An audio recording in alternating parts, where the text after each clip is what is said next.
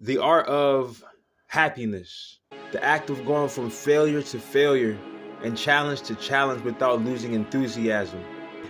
The act of seeing each and every opposition and each and every struggle in your life as a gift, unbiasedly and unconditionally. From years of observing myself and mankind alike, I began to realize it's less about what you do, but more so about how you do it. It became less about who you appeared to be and more about where your intentions were directed. For me, it became less about being better than you or the guy over there, because I actually love you. And they say if you love a flower, you wouldn't pick it from the ground, because possession is the opposition to true love. No matter what type of losses or trouble you are currently dealing with, or what type of pressures you're currently weighing upon you in your life, just remember, the notion of defeat is actually a state of mind, and my body is my mind. When the pressures of the world starts to overload you and it feels like everything is going wrong, just remember, the universe only gives us what we can handle, and in this present moment, there's always a possible apex of willpower and determination that is within you.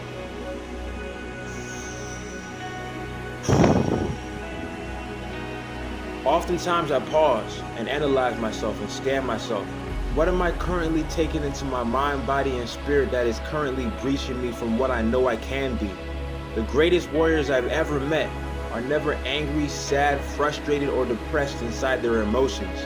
Oftentimes, conquering the challenges of life's many roadblocks becomes dramatically smoother when you can master the art of channeling your emotions rather than being possessed by them. The art of recognizing the waves and the fluctuations of your internal and external being and becoming the eternal presence or within those energies rather than being subjugated to them.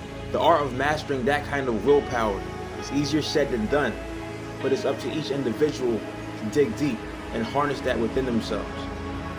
Oftentimes, your spirit is broken before your body is, and cycles always tend to reoccur until each and every one of us decide to make a personal change and evolve. As crazy as it sounds, pain, grateful for it, and the opportunity to become stronger, rather than the mindset of complaining about what life is currently trying to teach me.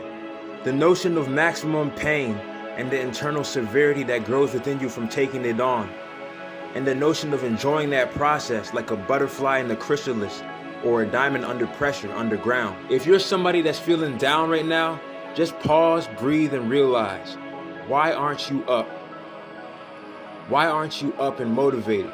Something I often tell myself is this: my future self is looking at me right now in the present and screaming to myself saying, let that shit go.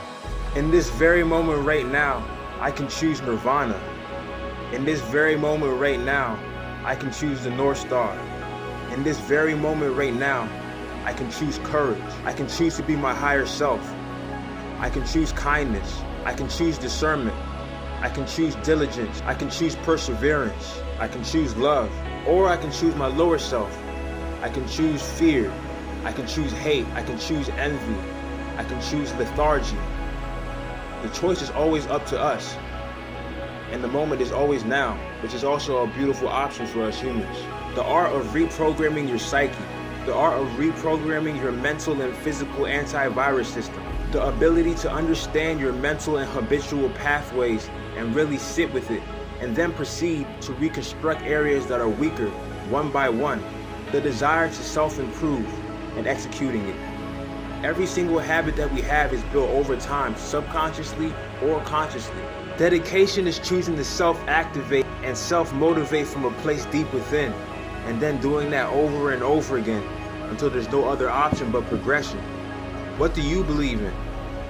What sparks the light in your spirit? And are you following that? If not, why so? I say never stop dreaming. I say no matter what type of forces in the world told you that you can't aspire for that apex of potential or progression, and whatever forces you're facing that is weighing upon you, I say never give up. I say the notion of defeat is always an option, and insanity itself is the action of doing the same thing over and over again and expecting the same results. They say the secret to change and evolution is letting the past go emotionally yet tackling those memories and those residuals and seeing how we can build upon them rather than dwelling on them and letting it depress you? How can I reinforce my psyche from a weaker mindset? How can we reforge our current intake from what we once thought was supreme? I say the best thing we can all do in society is learn how to tackle those weak points within our being relentlessly and choose to learn how to build upon a more effective foundation rather than giving up, rather than harming ourselves, and rather than acting out of harmful emotions short-sightedly.